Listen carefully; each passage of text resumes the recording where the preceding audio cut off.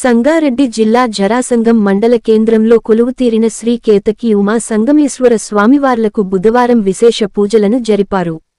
ఈ సందర్భంగా స్వామి అమ్మవార్లకు అభిషేకాలు, అలంకరణ గావించిన అర్చక స్వాములు పూజాది క్రతువులను వేదోక్తంగా నిర్వహించారు.